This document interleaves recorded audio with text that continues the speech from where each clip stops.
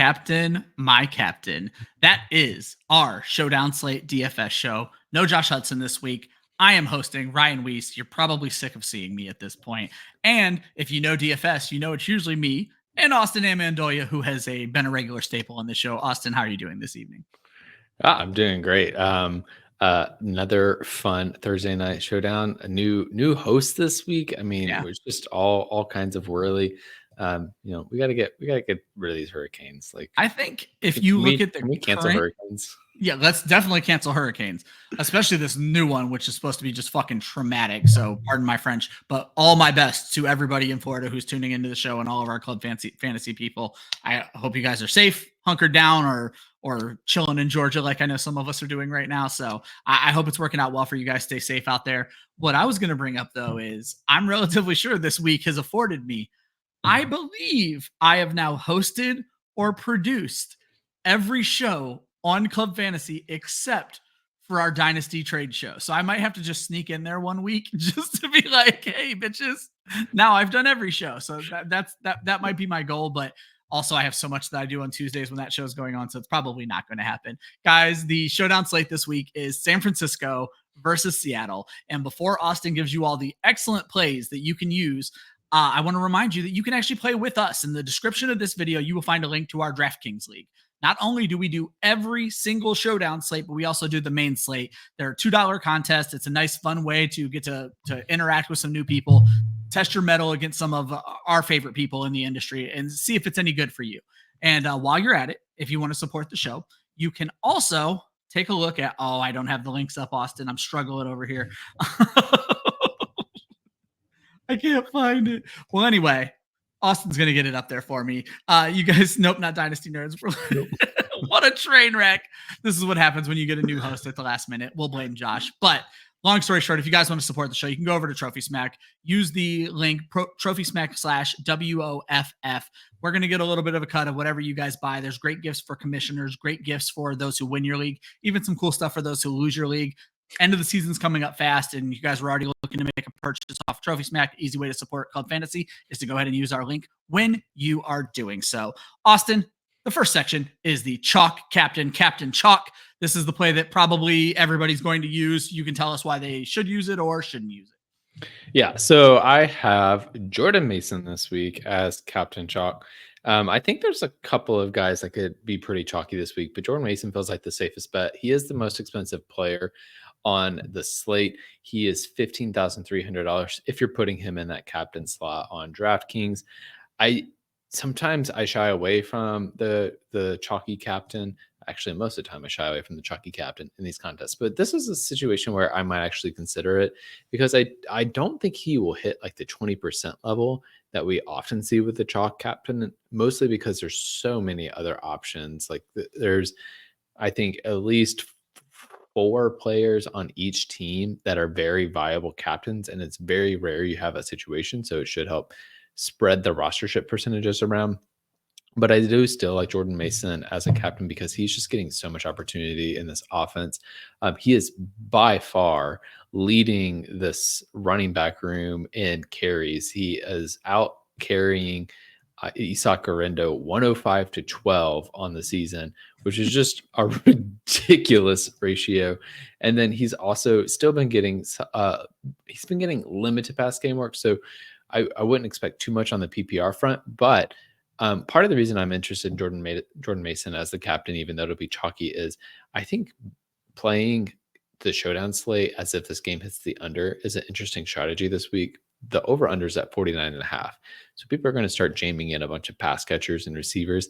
I think betting on the under is actually a really interesting way to get different. And so having Jordan Mason as your captain is the easy way to start that trend.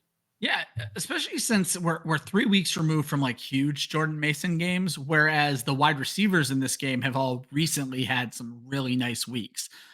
So we're coming off that 395-yard 2 weeks ago from Geno Smith, and obviously Brandon Aiyuk was the entire 49ers offense, at least in the first half of this last game. So I think those are guys where you kind of hit the nail on the head.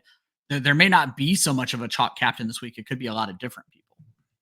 Yeah, I definitely think that's a possibility, and Mason's a good place to go to if there's going to be roster chips bet percentage spread around. That makes sense. And that kind of lends itself right into the next category, which is going to be the mutineer. This is going to be the contrarian captain. And you have a couple of picks here where, again, with this being such a strange week where there may not be chalk, even the contrarian captains might be a little chalky, though I have to say I'm leaning heavily on your second guy. Yeah. So first we have Brandon Aiyuk, who is 12,600 in the captain spot on DraftKings. Part of the reason I am interested in having him in the captain spot is I'm curious. Is kind of going to be an experiment this week. I'm very curious to see how people actually treat Brandon Aiyuk this week. Like, are people going to now buy in on him and say, like, oh, he's back after he killed it on Sunday? Or are people going to be a little bit more tentative and he's going to actually go under rostered? I think it's very much a viable possibility. He's also kind of eaten up the Seahawks in their past several matchups. Like, he scored 2 touchdowns in their last game. He has multiple 100-yard games against the Seahawks in their recent matchups, even with Brock Purdy under center too. So I think the matchup seems really promising. Like, he's done well against this team in the past. And if this game does hit the over, could very well be through Brandon Aiyuk. I could see like George Kittle and Deebo Samuel getting some attention. I could see Brock Purdy getting some captain love. And so I could see Brandon Aiyuk. He's probably going to be pushed up a little bit. Like, I don't think we're going to get like 5% in the captain spot like we were a couple weeks ago. But even if he's at 10% rostership in the captain spot, that's getting different enough that I think it will help your lineup out. He's also the cheapest San Francisco 49ers skill player. So I think that is another reason that's helpful for having him in the captain spot, is that actually gives you more salary flexibility with the rest of your lineup.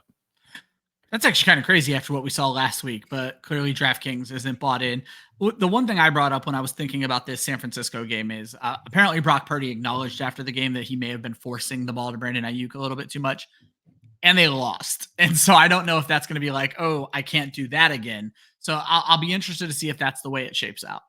Yeah, I think they lost because their kicker got hurt, though, to be fair. So 100%. Brandon Aiyuk, targeting Brandon Aiyuk, not a bad strategy, especially when you paid him $30 million. But I do slightly like my other option at Contrarian, as a Contrarian captain more, which is Geno Smith, who is 13,800 in the captain spot. I actually really like this week because I could easily see him getting overlooked as a captain, because people are going to want to play the 49ers. They're going to want to bet on which 49ers is going to have a 2-touchdown game between Jordan Mason, Deebo, Brandon Aiyuk, and George Kittle. And I think very easily Geno Smith, like, they're underdogs in this game by 3.5 points. It's a 49.5 point over under. Seattle might have to pass the ball a ton in order to stay viable in this game. And Geno Smith has been killing it in terms of pass yardage this year. If he has a game where exactly leads the NFL in pass yards this year, if he has a 300-yard passing game and throws 3 touchdowns, and those are 2 different receivers, and the 49ers side fails to some extent, or they end up losing this game, it's a really interesting way to get different, especially because when you're playing showdown slates, you have to think about, like, one way to think about it is to think about the different types of roster builds that people can go after, and having 2 Seattle players and 4 San Francisco players is already getting a little bit different. Like, most people are going to want to go 3-3 and be even on both sides. But if you then pair that with putting one of the Seattle players in the captain spot, I think that's another way to get even a little bit different, because if people are saying, I want 4 49ers, they'll typically put a 49er in the captain spot because they're betting on the 49ers to push and to be the team that's ahead and to have more fantasy points. So I think it's an interesting way to get different, attack this roster. It will be one of the ways that I attacked this game, but it probably isn't my favorite one. But I do need to give Geno Smith a shout out. I think he's a really interesting contrarian captain this week. I don't play a lot of Showdown. I'm not very good at it. But what I will say is I play in ours every week. And when I've had success, it's when I've been able to sneak a quarterback into that captain spot. And it doesn't work every week. But when I was looking over the show sheet, immediately Geno jumped out at me. And I was like, that's probably going to be my build. It's just going to be, what can I build around it? I haven't played around with it at all yet. So yeah, I like that pick a lot. And again, it's anecdotal because I play in so few. But the ones I do have success with, it's usually when I can sneak a quarterback in there. And I mean, I imagine Brock Purdy's not too terribly more expensive in the captain seat. And that perfectly moves us on to the first mate section, because every captain needs a reliable crew. So these are the ones who are going to maximize your lineup. And your first pick here is Brock Purdy. Yeah, exactly. So it's hard to argue against Brock Purdy's performance so far throughout the season. He's 9,400 on DraftKings this week. This is just as a flex player, not if you play him in the captain.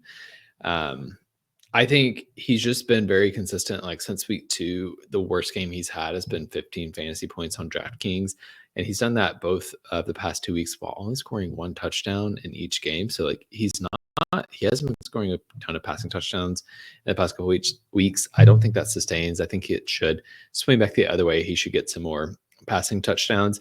I think too, in particular, if you're playing Brandon Aiyuk, and this is why I picked Brock Purdy for this segment, was to say, like, if you're playing Brandon Aiyuk in the captain, you need to play Brock Purdy. 100%. And that's like a very basic showdown principle. Every now and then there's a weird game where somehow somebody wins the contest without having a quarterback stacked with their captain. But it's very rare. You should do it more often than you don't, unless you're like in a super large field tournament that's multi-entry. I'm fine taking a dart throw then, but you should almost always have your quarterback stacked with your captain. So if I have a Brandon Aiyuk lineup, I'm stacking him with Brock Purdy every time. I think Brock Purdy is an interesting captain. I think he could be a little bit too chalky for me this week, but Okay. I think I'm good with him in just about any lineup. Because I'm trying to do the math quickly in my head. You pay 1.25 their salary to move them into the captaincy, right? 1.5, yeah. Oh, 1.5. Okay, so he would be more expensive than Geno Smith. Okay, that makes a lot more sense, because I was like, yeah, I wasn't sure how I felt about that. But yeah, like I said, he's been interesting, and I like that you brought up, he hasn't necessarily set the world on fire, but he's done enough to provide a decent pay on his salary. But that's almost where you don't want him in the captain seat, because you don't want a safe floor in the captain seat. Yeah, I think that's really true. The person that you want in the captain seat, you want them scoring like 30 points without the 1.5 point bonus at least. Brock Purdy definitely has that upside. But it's easier. We haven't seen it, and it's easier for guys like Brandon Aiyuk and Jordan Mason to get there because of the nature of like the way they're getting their points. Like Brandon Aiyuk catches a pass, that's 1.5 right there just for the catch. For Brock Purdy, like he's only getting the yardage on every catch, so it's just harder for him to accrue points. Like quarterbacks really have to get like 300 yards or get a couple of rushing touchdowns in order to really hit that ceiling in the captain spot. But I think in the flex spot, Brock Purdy is definitely very viable. That makes sense. And so my other player for this one, is Kenneth Walker.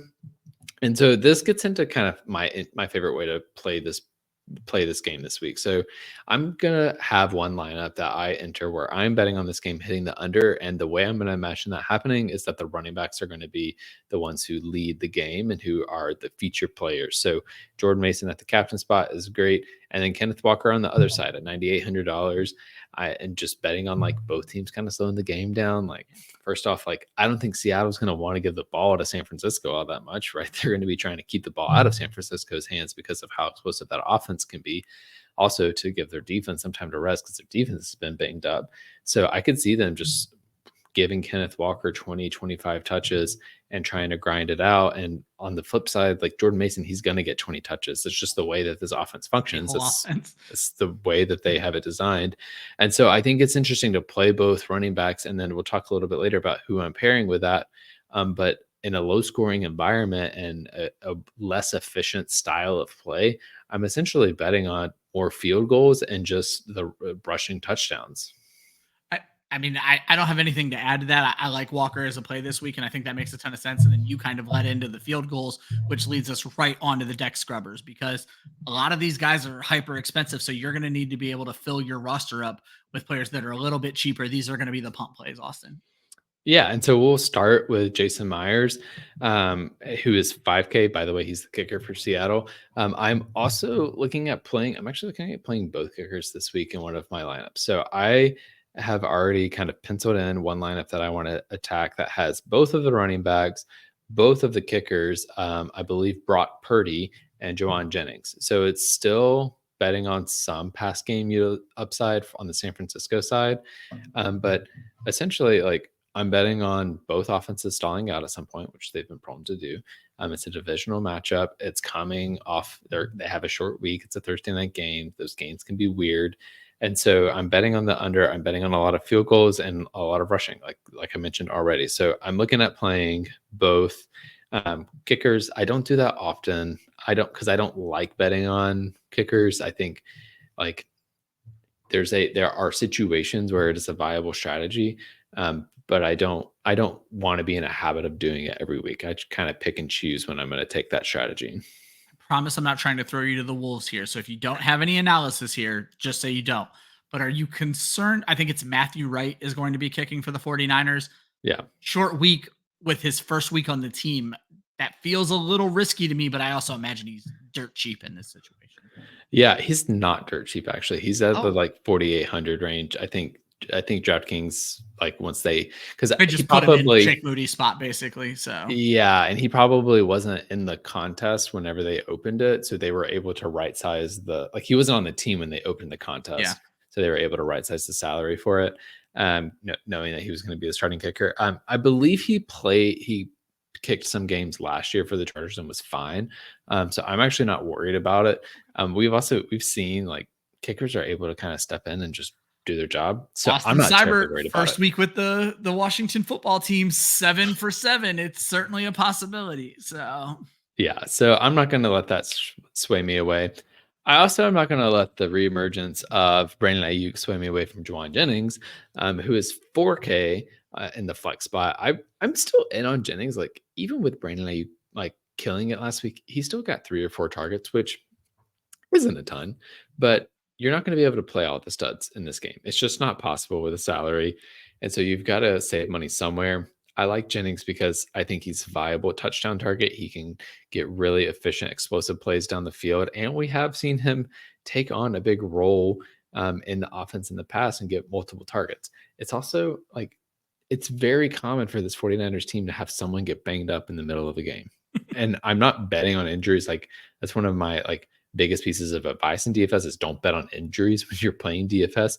But it is like an element of this where it's like if Brandon Aiyuk gets beat up, Jauan Jennings steps into that role. If Deebo Samuel gets beat up, Jauan Jennings suddenly gets more targets. It is possible. George Kittle has been limited in practice. He's probably going to play, but still these pass catchers are prone for injury because of the style of offense that the 49ers play. And so it could open up opportunities for Jennings, but even if they're all healthy, he has a good chance to score a touchdown and to get a few targets. Now, I think it makes a lot of sense. And excuse me, when you look at this game, Kenneth Walker on the Seattle side and Jauan Jennings are the only ones who have proved they are capable of absolutely destroying a slate at this point. Kenneth Walker, 3 touchdowns 2 weeks ago. Jauan Jennings, of course, had that 46-point blowout 4 weeks ago. So when you say don't bet on injury, a guy like Jauan Jennings can still give you a safe floor. So you're not necessarily betting on injury, but man, what happens if there is an injury? Whereas you're not going to start the random 3rd string wide receiver or Jake Bobo. I'm stealing one of your names off of your list here, so we'll get to that in a second. You can't start those guys because you're just hoping something happens. And if it doesn't, it didn't work out for you real well. Before we get into the last segment of the show, guys, just a quick reminder, you can jump into this slate with us. Austin just gave you all of his secrets. If you want to get in there and use them against him, check the link in the description of this video. It'll also be in the description of our DFS video that drops tomorrow, and it'll be on the description the intro of Austin's article that drops on Saturday. So we got it out there for you. If you want to jump in the leagues with us, make sure you're checking out for it. Austin, we end the show with the Kraken. These are the folks that are going to sink your lineup. These are the ones you're trying to avoid. Yeah, so I have 2 guys. Honestly, pretty simple. So first off, we have Isak Guerendo. I already threw shade at him earlier in this show. We're going to do it again.